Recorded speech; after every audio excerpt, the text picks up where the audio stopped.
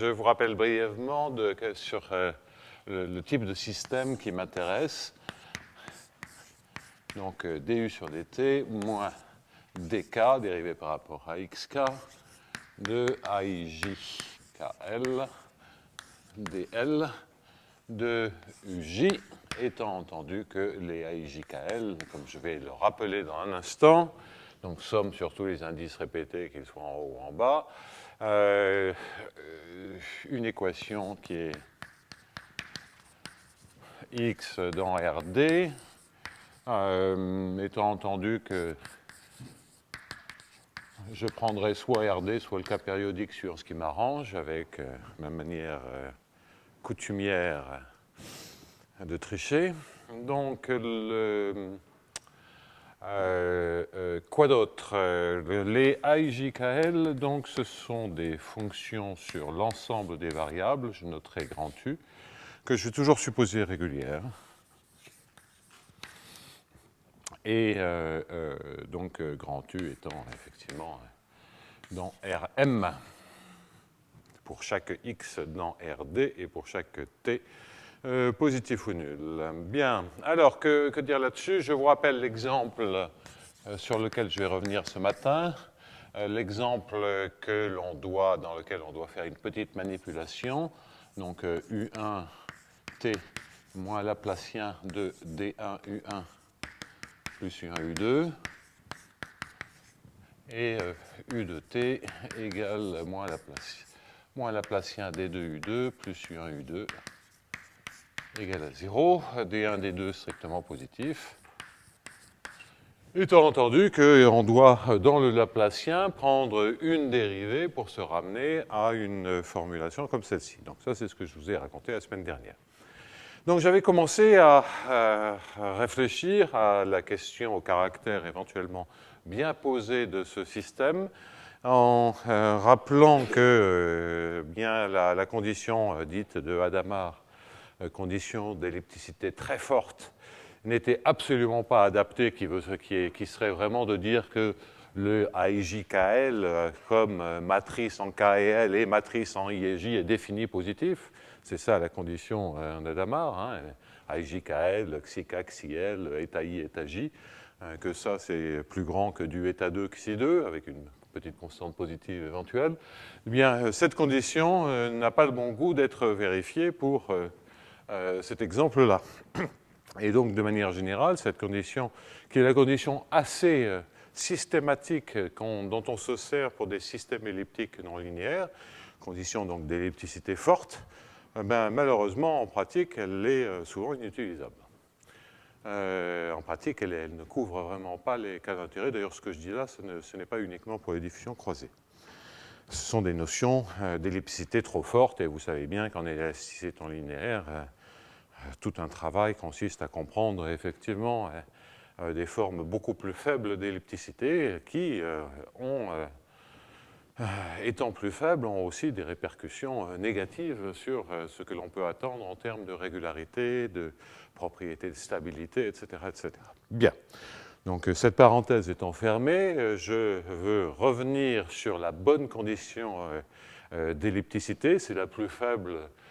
Dans le cas de coefficient constant, c'est la plus faible que l'on puisse raisonnablement utiliser. Et, et la manière dont je vais l'interpréter dans un cadre non linéaire, donc là je vais rajouter une petite remarque par rapport à ce que je faisais la semaine dernière, ça sera de dire que pour tout U,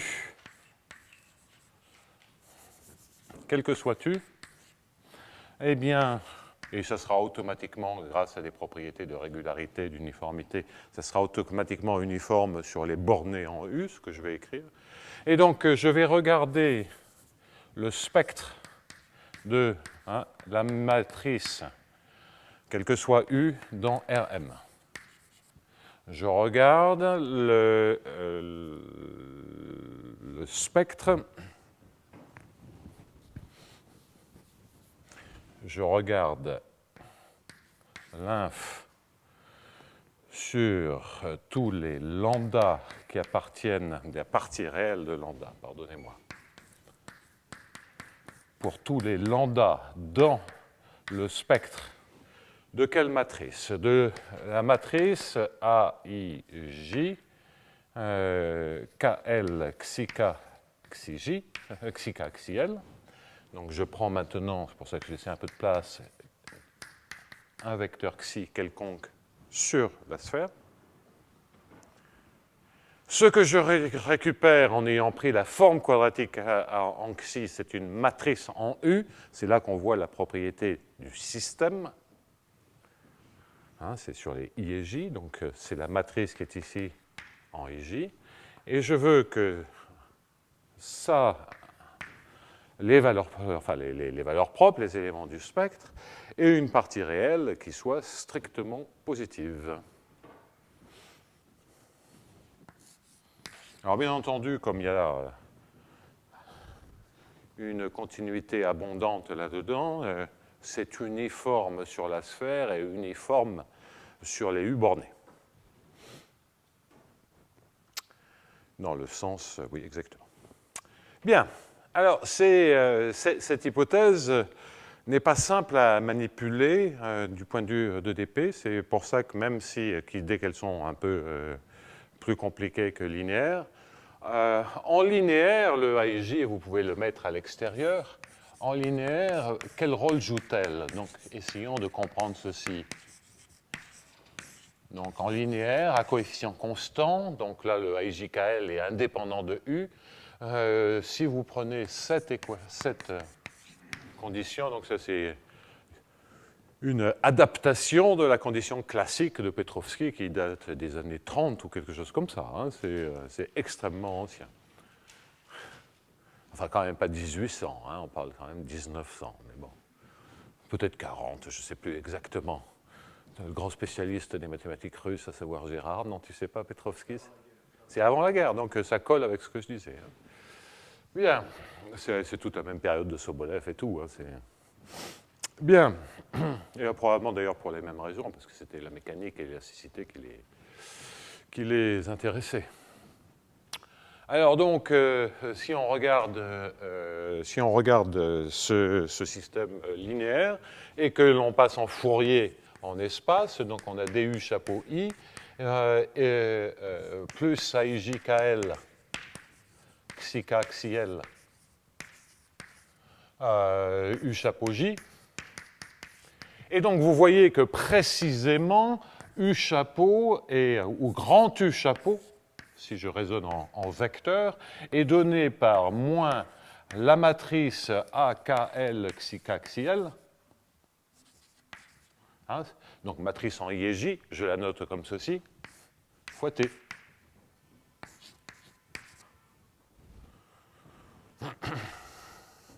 Et qu'à partir du moment où le spectre est dans le bon demi-espace positif, ceci se comporte en termes de décroissance de la tendresse Fourier et donc de régularisation de propriétés. Ça se comporte exactement comme c'est tout à fait semblable à une équation de la chaleur.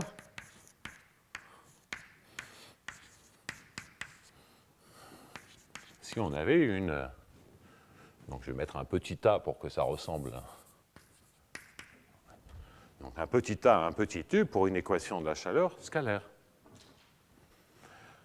Bien, et effectivement, les propriétés sont absolument identiques. C'est-à-dire que ce n'est pas uniquement cette représentation de la transformée de Fourier, mais si vous voulez regarder les propriétés d'estimation de Schauder, d'estimation LP, etc., tout ceci reste vrai. On a exactement le même comportement que l'équation de la chaleur pour une équation linéaire. Donc ça, c'est la première remarque. La deuxième remarque, c'est que toujours, remarque 1, la remarque 2, c'est que toujours, si on, pour des équations linéaires, mais maintenant dont les coefficients sont dépendants du temps, dépendants de l'espace et du temps,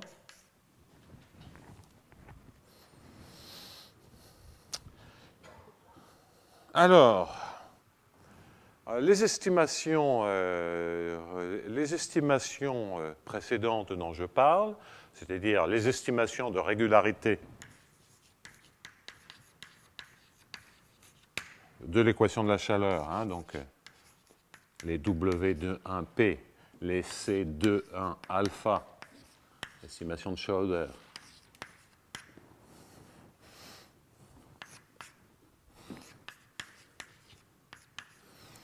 ces estimations de régularité restent vraies sous des hypothèses sur les coefficients qui sont fondamentalement le même type d'hypothèse que pour des équations scalaires linéaires.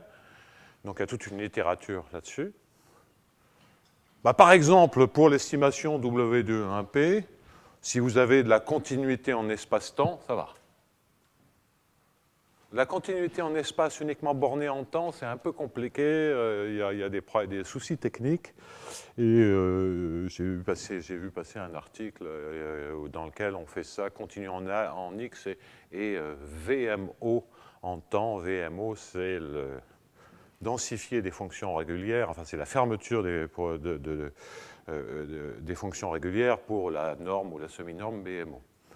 Donc c'est Vanishing Mean Oscillation. Bon, donc il faut un petit peu plus que l'infini en temps, il y a des difficultés de sombre, des difficultés techniques. Mais l'aspect, pensez la dépendance en X, l'aspect W21P, ou d'ailleurs même chose pour les estimés de Schauder. Pour les estimés de Schauder, il faut que les coefficients, donc ici il faut de la continuité, et ici il faut que les coefficients soient C, et typiquement c'est alpha sur 2 en X temps, il faut toujours qu'on ait le scaling parabolique.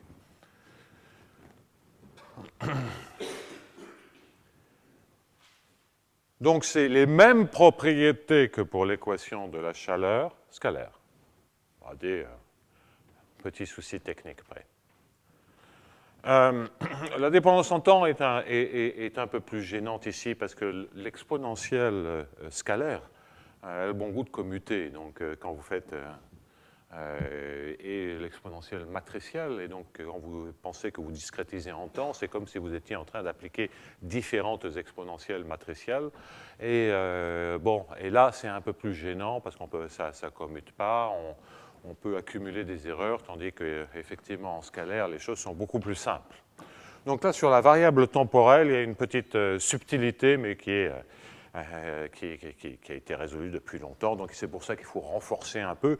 Et puis si on a la continuité, la discrétisation en temps, c'est moins grave. Donc voilà pourquoi en mettant de la continuité en temps, il n'y a pas de souci. Et là, c'est ça la raison pour laquelle il faut de la continuité en espace-temps ou du VMO, qui est une forme faible de continuité en temps. Bien, lorsqu'on est dans du C-alpha, là, il n'y a pas de souci. Donc ça j'ai absolument pas le temps. Ce sont des démonstrations à la fois standard et un tout petit peu plus compliquées par l'aspect vectoriel. De comprendre comment on passe du cas à coefficient constant à des fonctions qui dépendent de x, pensez à la méthode d'Agmond-Douglas-Nirenberg, de geler les coefficients.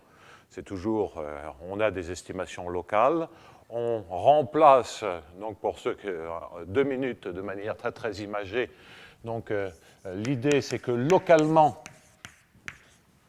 quand vous avez un opérateur AIJ de x, DIJ près de x0, donc ça, je veux dire,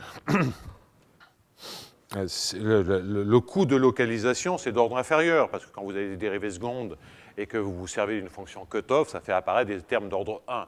Donc ça, ce sont des estimations. Si vous voulez démontrer une estimation W2P, vous aurez un gros terme de reste qui est dans W1P, donc celui-là, il n'est pas gênant. Donc si on suppose qu'on est localisé près de x0, l'idée c'est de dire que AIJ de x de DIJ de u, c'est AIJ de x0 DIJ de u, sur lequel on peut obtenir des estimations W2P en fonction d'un terme source, ça c'est la partie coefficient constant, en fonction d'un terme source qui est AIJ de x moins AIJ de x0 DIJ dans LP. Et donc, ça dans LP. Et donc, vous en déduisez grosso modo que D2U dans LP, c'est ça la méthode classique, se majore par la constante associée à des opérateurs à coefficient constant, fois la norme LP de AIJ de x moins AIJ de x0 de DIJ de u. Donc tout ça, ça se passe dans une boule de rayon delta qui est suffisamment petite pour que précisément bien, vous majoriez le terme de droite par l'oscillation de IJ sur la boule de rayon delta, fois la norme dij de U, donc plus les termes de localisation, les termes sources, etc., fois diju dans LP, c'est-à-dire D2U dans LP.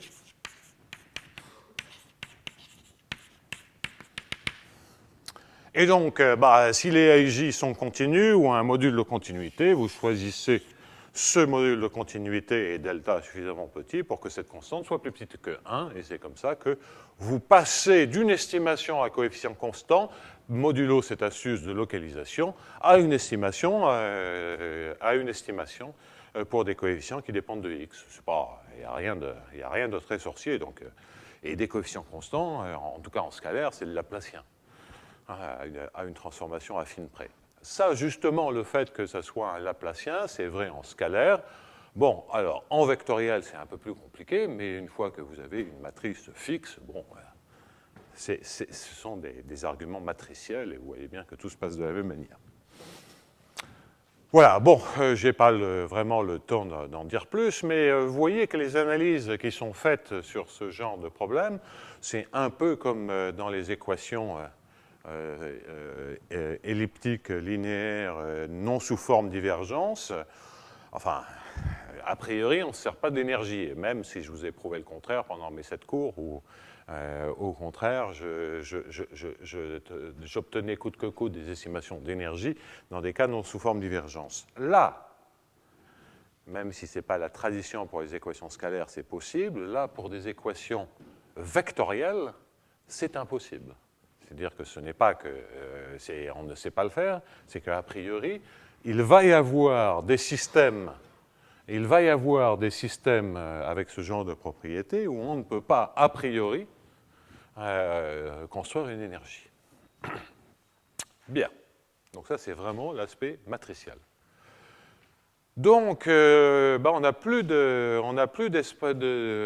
d'estimation d'énergie, on a un système qui est quasi-linéaire, plutôt sous forme divergence.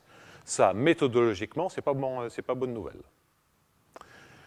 Alors, que dire de plus? C'est la structure des équations linéaires, et puis il y a le saut à du quasi-linéaire.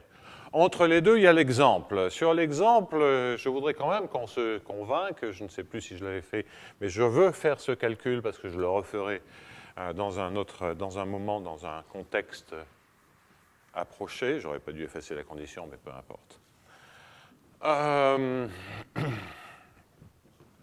Donc, quel que soit U, quel que soit xi, dans RM, non, dans RD, l'inf de lambda pour lambda dans le spectre de A, KL, je vais garder cette notation, de U, xi, K, xi, L. Et voilà.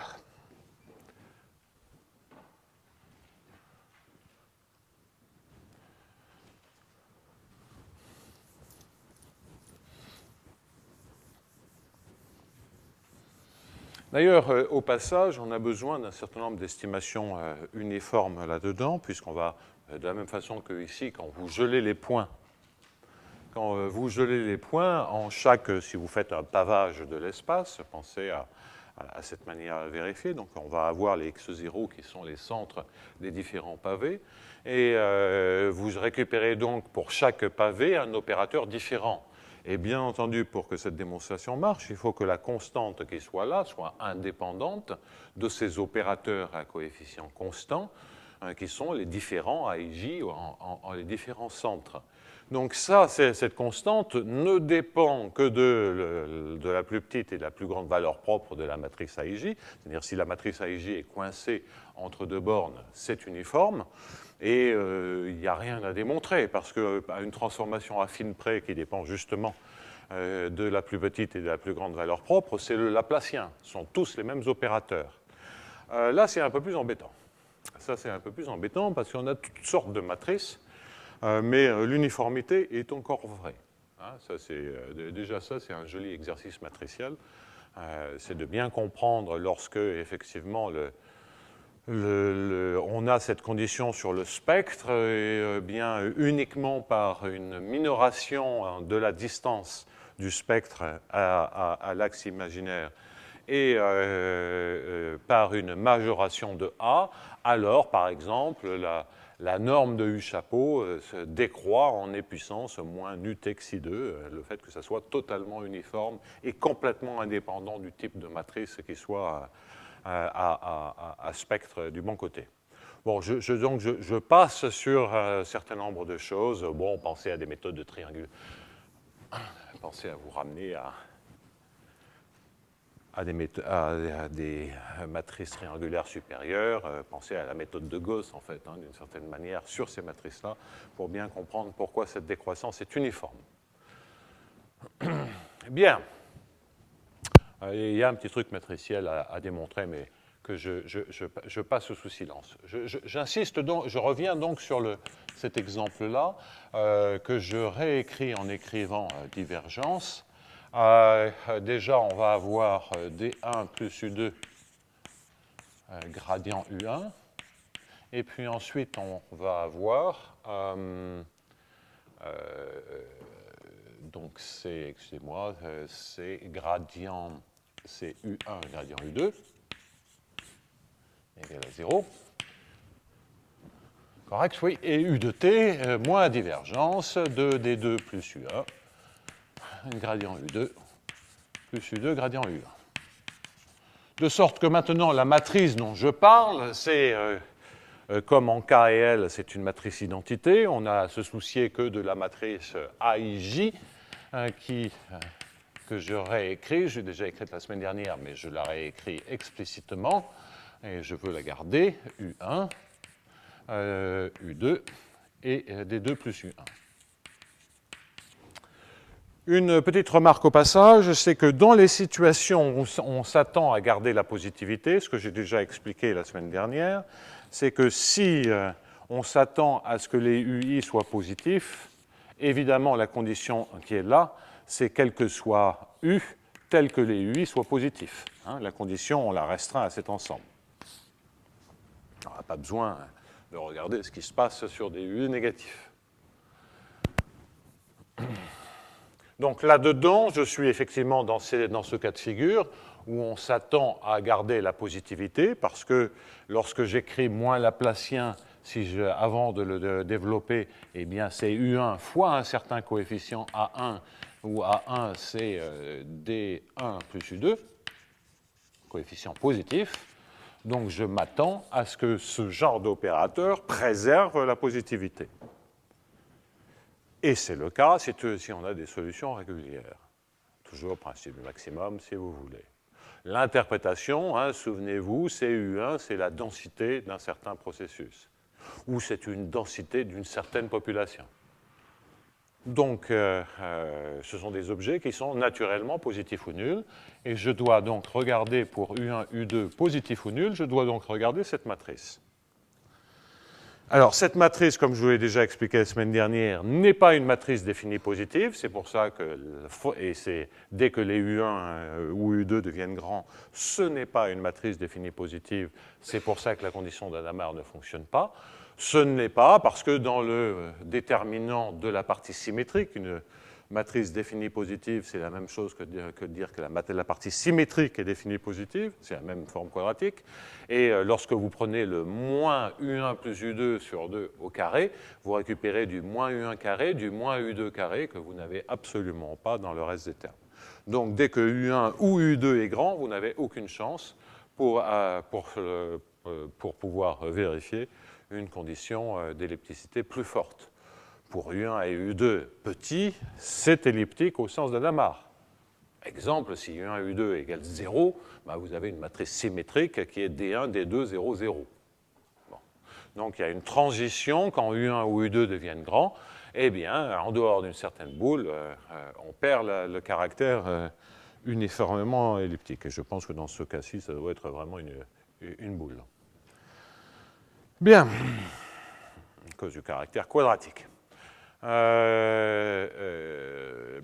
et que... Bon, bref, ça suffit. Alors, donc, la question maintenant, c'est qu'est-ce que l'on peut dire du spectre si la condition d'ellipticité forte d'Adamard ne fonctionne pas? Que peut-on dire du spectre? Ben déjà, la trace est strictement positive. D1 plus U2, plus D2 plus U1 est strictement positif. Donc, si on veut être flemmard, qu'on a une matrice de 2 réelle, il y a deux cas de figure. Ou bien vous avez deux valeurs propres réelles, ou bien vous avez une valeur propre complexe et sa conjuguée. Si elles sont complexes, bah, c'est lambda plus lambda bar la trace. Ça veut dire que la trace, c'est deux parties réelles de lambda. Et donc les parties réelles sont comme il faut puisque la trace est strictement positive. Donc le seul cas de figure qui peut être gênant, c'est le cas où les valeurs propres sont réelles. Parce que le fait que la somme soit strictement positive n'entraîne pas qu'elles soient toutes les deux strictement positives. Mais si elles sont réelles, je peux à ce moment-là regarder le déterminant. Et le déterminant me donne D1, D2, plus U1, D1, plus U2, D2, plus U1, U2, moins U1, U2. Et donc le déterminant est strictement positif.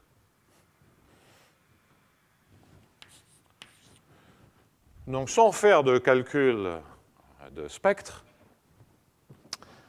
je peux donc tout de suite en déduire que les valeurs propres sont réelles et que donc la condition de Petrovský a lieu. Et ça, vous voyez que c'est effectivement beaucoup plus général et que pour beaucoup de systèmes comme ceci, on a un espoir d'avoir la condition de Petrovský vérifiée. Et sinon,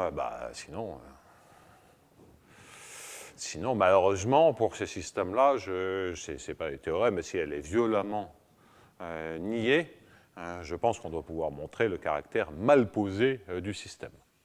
Donc je pense que là, en réfléchissant près d'un état constant et en regardant, ça, je reviendrai là-dessus, et en regardant la linéarisation autour d'un état constant, ben ça, on n'aura pas le choix.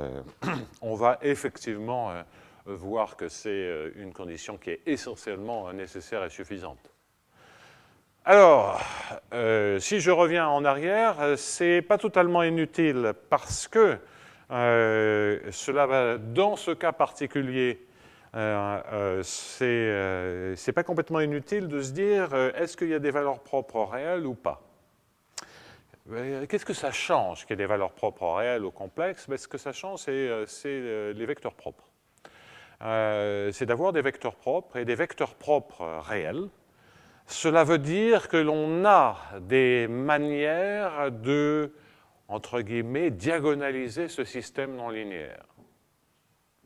Donc, ça ne permet pas de résoudre globalement le système, mais si on est dans des situations où on a des valeurs propres réelles et des vecteurs propres réels qui dépendent correctement de U, à ce moment-là, on peut démontrer les théorèmes que je vais démontrer par la suite beaucoup plus simplement.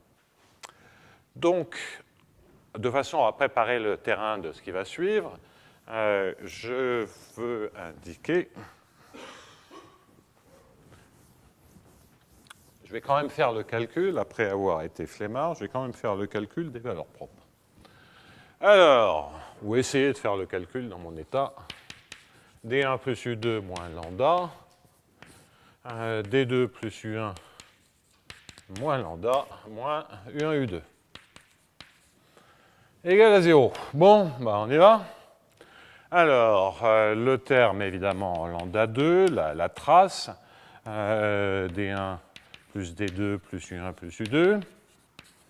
Donc ça, c'est pour la trace. Et puis, évidemment, le déterminant D1, D2 plus U1, D1 plus U2, D2, U1, D1 plus U2, D2, correct.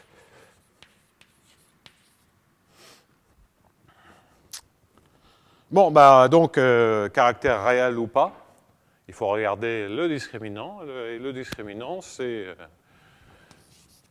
D1 plus D2 plus U1 plus U2 au carré moins 4 D1, D2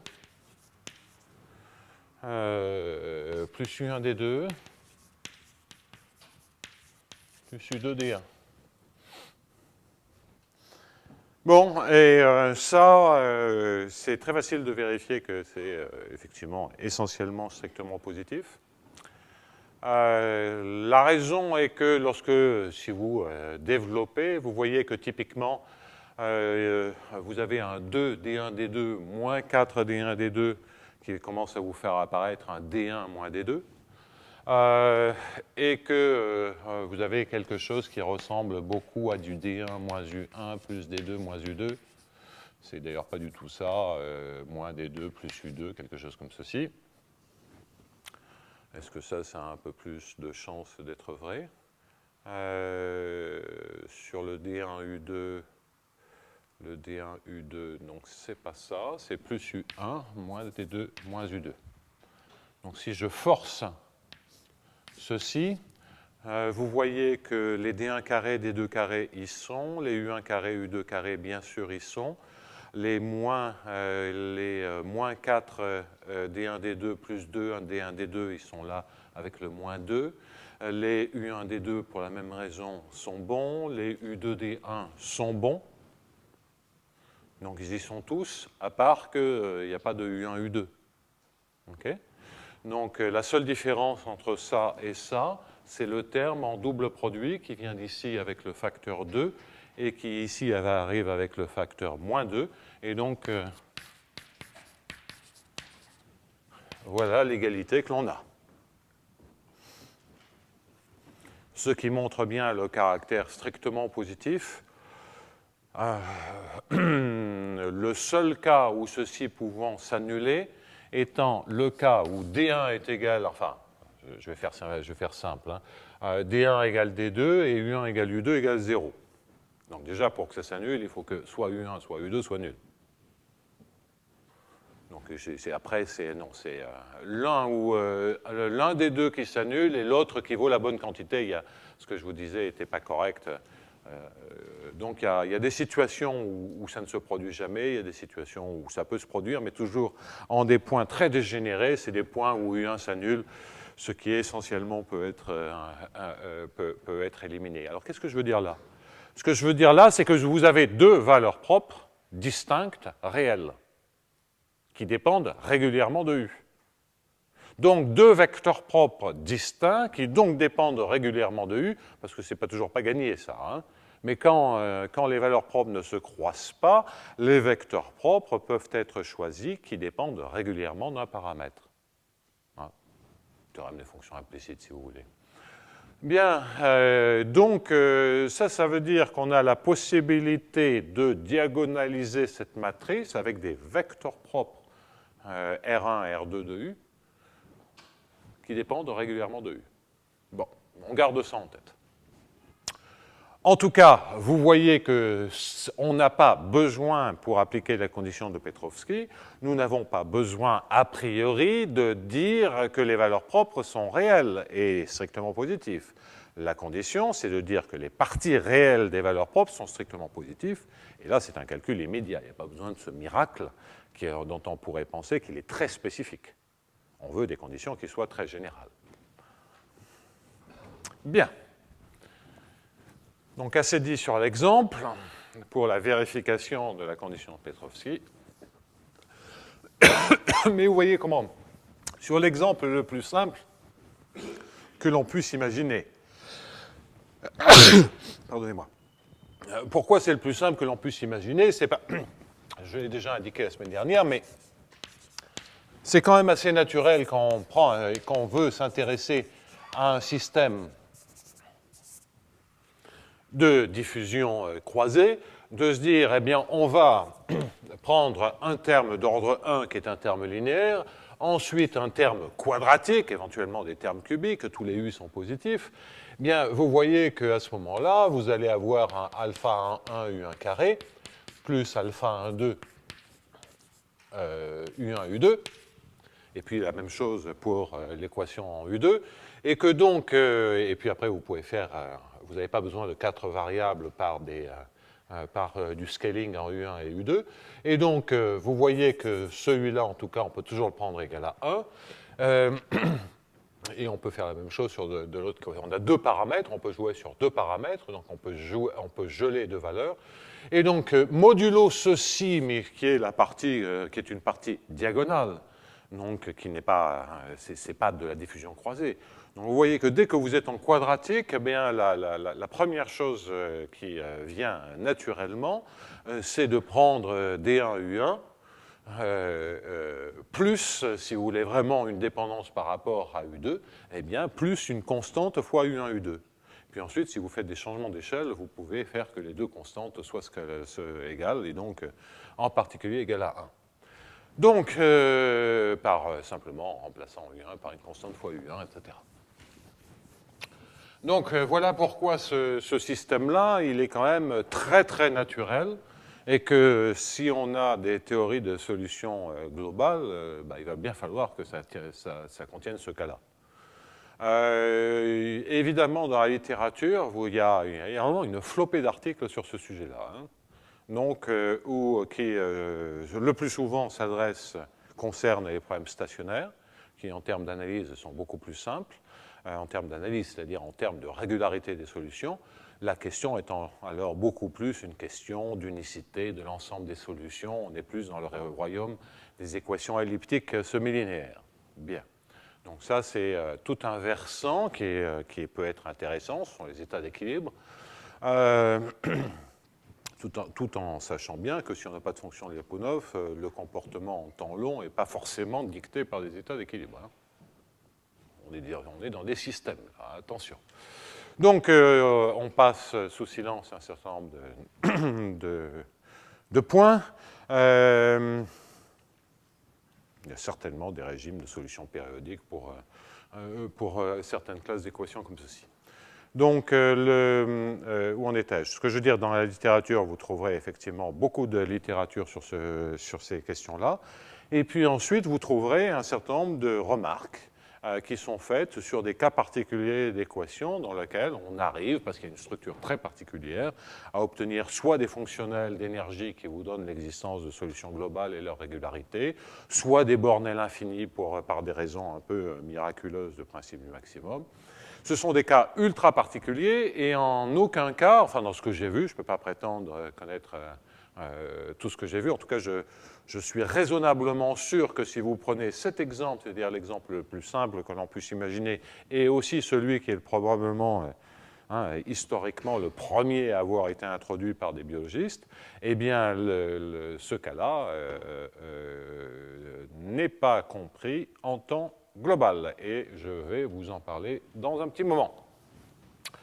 Donc il est grand temps de se poser la question de l'analyse du problème de Cauchy, étant entendu que je complémente ceci avec une condition où les U0i sont donnés éventuellement positifs si on a la condition de positivité que j'ai indiquée la semaine dernière.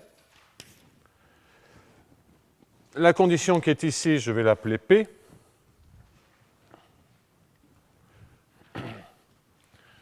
Donc le théorème 1, c'est qu'il existe un temps max qui dépend de la condition initiale, c'est un théorème de style Cauchy-Lipschitz, qui est éventuellement plus infini.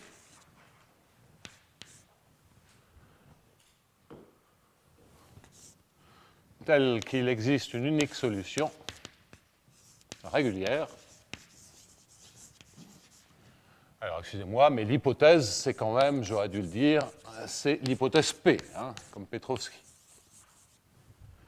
Donc, il existe une unique solution régulière sur 0T max avec le fait qu'une certaine norme forte, que je préciserai dans un instant, explose en Tmax si T tend vers Tmax. C'est un théorème de Cauchy-Lipschitz dans un certain espace. Même si ce ne sera pas du tout démontré par des techniques de Cauchy-Lipschitz.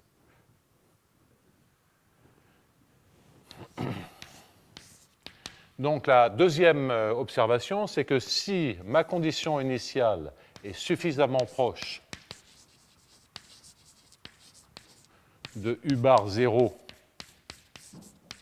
vecteur constant de Rm, éventuellement à coordonnées positives si on a des cas de positivité. Bah, oui, qu'est-ce que je suis en train de dire? Je suis simplement en train d'observer que si vous prenez un état constant, c'est toujours solution de l'équation. Donc si U0 est suffisamment proche de U0 dans Rm, de U bar 0 vecteur fixe d'une constante dans Rm, alors Tmax est plus infini.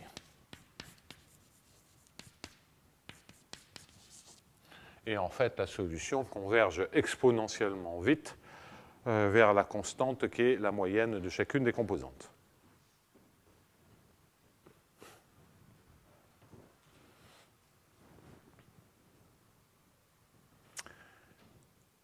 Alors donc, le résultat que nous dit-il? Il nous dit simplement que le problème est bien posé sous l'hypothèse de Petrovski, et puis il y a juste une petite addition, c'est que près des états stationnaires très particuliers que sont les constantes, là je suis en périodique, eh bien près de ces états stationnaires, alors, si on était dans Rm,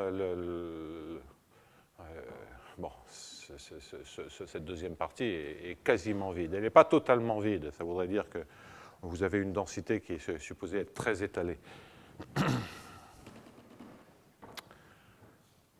Mais bon, c'est pas passionnant, on est très très proche, c'est très dilué. Bref, où en étais-je? J'étais donc en train de vous dire qu'on a fondamentalement donc un résultat de caractère bien posé localement en temps. Ça vous dit absolument rien sur le comportement global des solutions, sur l'existence globale de solutions régulières, de solutions faibles. Donc, voilà, c'est juste un petit résultat qui vous permet de comprendre que, en tout cas, ces problèmes méritent d'être regardés. Sinon, si cette condition n'est pas supposée, on peut les jeter. Alors, la démonstration de ceci est pas simple. Donc, je tourne un peu autour du pot. Elle n'est pas simple parce que la majorité des résultats que l'on obtient comme ceci reposent sur, pour des équations plutôt hyperboliques ou des équations paraboliques quasi-linéaires, reposent plutôt, ou même des systèmes hyperboliques, reposent plutôt sur la possibilité dans les systèmes hyperboliques de symétriser et d'obtenir des énergies. Pour les équations quasi-linéaires, les énergies sont plutôt là. Et en tout cas d'avoir des inégalités de type énergie ou des identités remarquables. Pour les équations fortement non linéaires dégénérées, on va regarder des équations satisfaites par la dérivée troisième au carré, etc., etc., etc. On écrit des identités, on dérive l'équation, on manipule l'équation et on déduit d'équations satisfaites, soit intégrales, soit ponctuelles, on déduit des informations qui permettent de boucler par un point fixe dans lequel on perd sur les seconds membres, et c'est pour ça qu'on a un résultat d'existence maximale. On perd parce qu'on n'a pas un vrai gros val, on a des croissances trop fortes, mais en tout cas sur un certain temps, ça suffit. Donc ce genre de mécanisme ici s'effondre complètement. C'est-à-dire, je ne sais obtenir aucune information à partir d'une manipulation quelconque de cette équation. Donc la seule chose que je puisse faire, c'est regarder bêtement l'équation et faire une démonstration bête. Bon, alors on va faire une démonstration bête, dans laquelle je vais quand même un tout petit peu tricher sur la variable temporelle, mais parce que partout où je dis C1 alpha, il faudrait dire C1 1 demi alpha, c'est-à-dire en x c'est C1 alpha, et en temps c'est C1 demi alpha.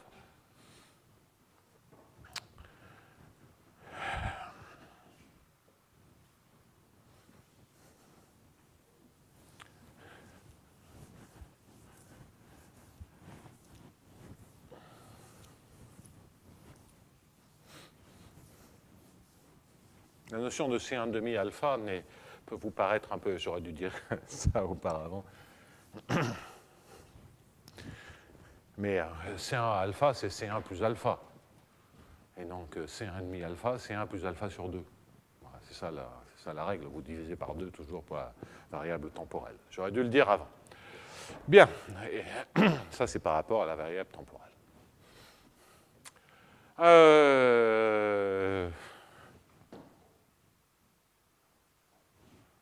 Alors, donc, qu'est-ce qu'on va faire? Ce qu'on va faire, c'est d'abord, je vais développer ce buzzer-là. C'est-à-dire que les informations que l'on a en termes, par exemple, d'estimate-Schauder, je vais travailler avec des espaces de type C1 alpha, et déjà, donc, je vous dis que je suis un peu en train de tricher. On peut travailler dans des espaces W21P. Alors, c'est un peu plus lourd à manipuler, donc il faut en faire un peu plus, mais c'est un peu plus compliqué à expliquer, mais on peut gagner un tout petit peu. Bon, enfin ça c'est vraiment du détail. Donc je vais travailler dans des espaces C1 alpha, où alpha est petit, mais en tout cas certainement plus petit que 1. Et ce que je vais regarder, c'est une quantité que je vais baptiser grand X de T, qui va être le sup sur 0T de la norme de S dans C1 alpha. C'est-à-dire que ce que je vais faire, pardonnez-moi, j'aurais dû expliquer ceci, ce que je vais faire, c'est obtenir des estimations a priori, étant entendu que si on sait démontrer des estimations a priori, normalement on sait démontrer de l'existence. L'unicité, si on a des solutions régulières, ce n'est pas très gênant. Je ne vais pas en parler, je vais me concentrer vraiment sur la question d'existence. Donc, première étape, estimation a priori.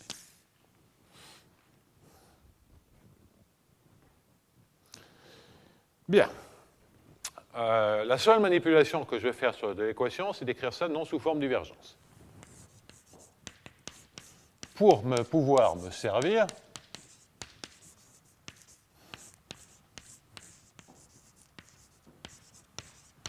précisément pour pouvoir me servir des théorèmes que j'ai rappelés sans les exposer de manière ultra précise. J'en suis parfaitement conscient. Donc là, on va avoir un AIJKL et on va dériver par rapport à UJ.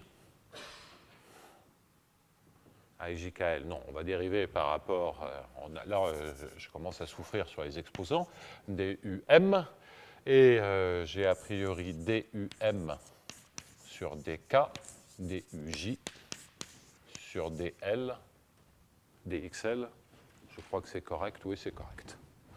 Je ne sais pas pourquoi tout à coup je mets un D sur DK.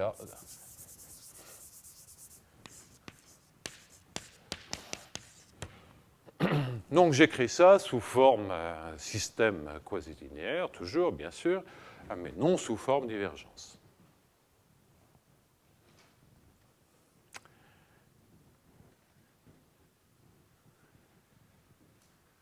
Alors travaillons sur un temps grand T sur 0 grand T. Qu'est-ce que je peux dire? Regardons la situation. J'ai, avec une borne, qu'est-ce qu'elle est? À savoir x de grand T. J'ai un second membre qui aura le bon goût d'être dans C0 alpha. Pourquoi? Parce que les dérivées sont dans C0 alpha. Et que prendre un carré, ça ne change rien. Donc ça, c'est dans C0 alpha. Avec une norme qui dépend de grand X de grand T. Ceci, même chose, c'est dans C0 alpha, avec une norme qui dépend de X de grand T. Si vous fixez X de grand T, vous en déduisez donc, d'après la régularité maximale, et j'oublie tout ce qui se passe par rapport aux variables temporelles, que U dans C2 alpha, pas C1 alpha, mais C2 alpha, sur le sup sur 0S inférieur à T, se majore non pas par c fois x de grand T, ça, car c'est très non linéaire, mais dès que les estimations sont assez uniformes, se majore par une certaine fonction continue croissante de x de grand T. Je ne la connais pas. Il y a peut-être des exponentielles d'exponentielles. Je ne sais pas ce qu'elle est. Je sais qu'elle existe, d'après les estimations. Bien. Ensuite, regardez la norme C1 alpha. Hein, la démonstration est presque finie. Regardez la norme C1 alpha. Donc vous avez cette énorme borne. Eh bien, ce que vous en déduisez grâce à l'équation, c'est que, bien entendu, vous allez avoir que la norme C1 alpha, en temps petit, se recolle à la norme de la condition initiale grâce à cette énorme majoration. Donc, ce que vous déduisez grâce à ceci, c'est que ça entraîne, je vous donne les principales étapes, je vous laisse y réfléchir, c'est que U de t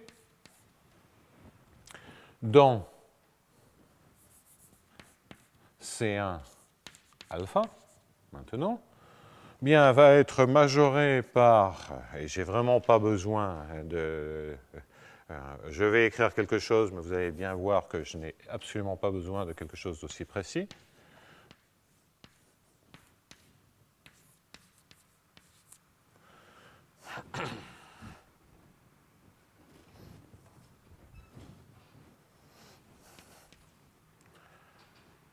U de grand T, plus typiquement, on peut avoir des choses comme ceci.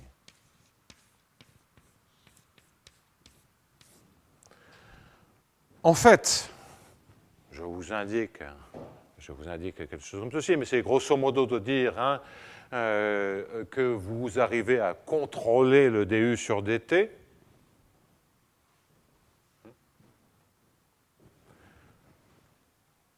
Et donc, ça vous permet de comprendre une estimation comme ceci. Mais en fait, si à la place de t, vous aviez ici un racine de t ou n'importe quelle fonction, ça marcherait encore. Donc, je vais mettre ici un t1,5 pour que vous voyez bien. C'est juste à titre d'exemple. Hein? Et grand T, là-dedans, est toujours compris, est inférieur ou égal à 1. C'est absolument pas le problème. Après, on réitère.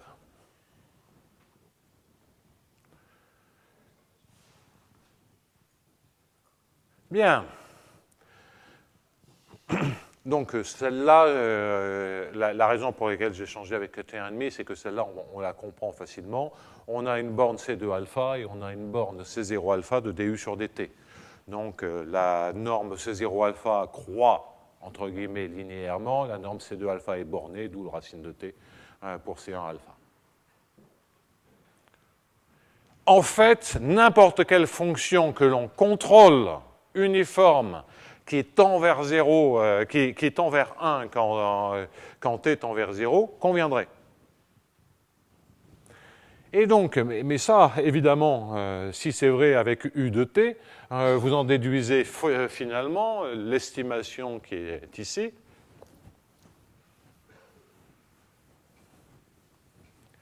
qui est de dire que x de grand T se majore par une certaine constante C0, c'est la norme C1 alpha initialement, plus je vais garder T1 demi de phi de x de grand T, quel que soit T dans 0,1. Bien, ça, c'est le théorème d'existence locale. Pourquoi? Ben, on va tracer les deux courbes. D'ailleurs, le phi pourrait même exploser en temps fini, ça, on aurait toujours un... Donc, prenons la courbe, traçons ici en x et traçons les deux courbes. Bon, on part de C0. C0 plus...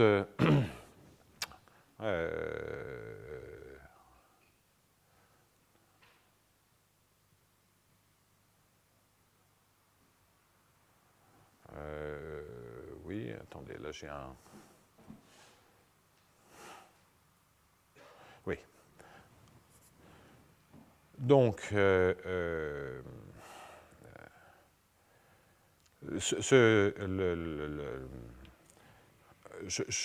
on a... J'ai un petit peu de mal à tracer cette fonction, mais en fait, ce que je veux tracer, c'est toutes les courbes paramétrées par t.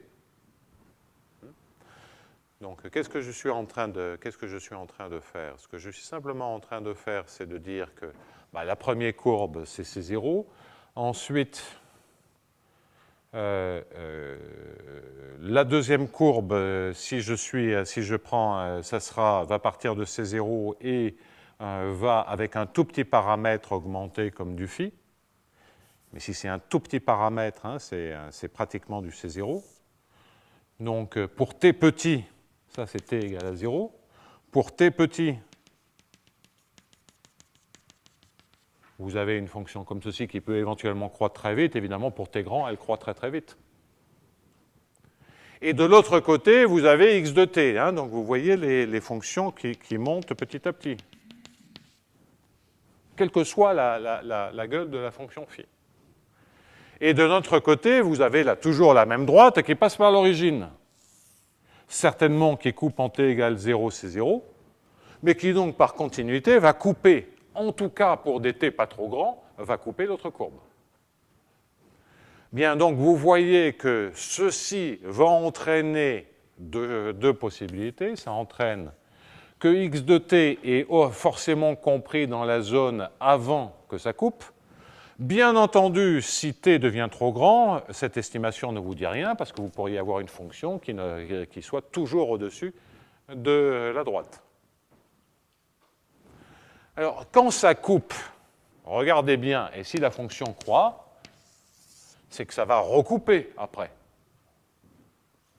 Et donc, vous en déduisez, premièrement, que pour un temps petit, x de t, il est soit avant le point de croisement, soit après le point de croisement. Mais x de t est continu en temps, et en t égale à 0, il vaut C0. D'accord? Donc, x de t ne peut être que dans cette partie-là, parce qu'il ne peut pas passer brutalement de cette partie à l'autre partie. Donc c'est assez désagréable à écrire en détail, mais c'est très facile à comprendre. Hein. Donc vous avez une estimation qui vous dit fondamentalement, pour des temps petits, cette inégalité vous donne deux estimations possibles, ou que x de t est très grand, ou que x de t est proche de C0. Comme x de t a priori est continu, le seul cas possible, c'est que ça soit dans la zone près de C0. Et vous avez une estimation a priori. Alors, ça paraît presque miraculeux parce qu'on n'a presque rien fait dans cette démonstration.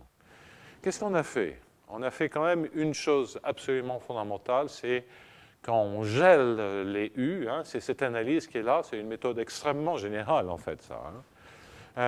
Mais c'est du fait que lorsque vous gelez les U, vous avez des équations qui ont toutes la même structure, hein, et pour lesquelles vous avez des estimations qui sont uniformes. Ça, c'est quand vous avez ça, si en gelant les coefficients, vous avez une équation qui a toujours les mêmes propriétés, ce genre d'argument risque de fonctionner pour vous dire que vous avez un théorème de Cauchy-Lipschitz. Bon, donc, enfin, un théorème à la Cauchy-Lipschitz.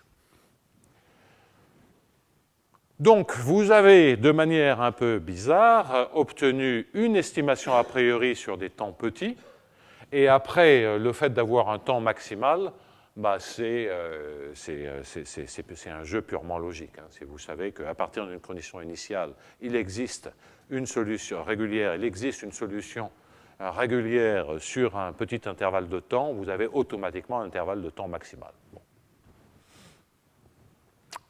Il s'agit de reboucler tous les petits bouts de trajectoire. Bien. Donc, il existe une unique solution régulière sur 0t max. Qu'est-ce qu'on peut dire de plus sur cette démonstration? Donc, en fait, pour essayer de bien, vous pensez que ceci est un paramètre, hein, vous l'appelez lambda, et vous tracez toutes les courbes C0 plus lambda phi de x.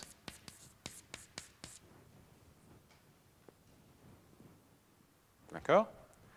Et ce que je dis simplement, avec phi ultra croissante, ce que je dis simplement, c'est que x inférieur à C0 plus lambda phi de x, pour lambda près de 0, ça entraîne que x est inférieur essentiellement à C0 plus 1.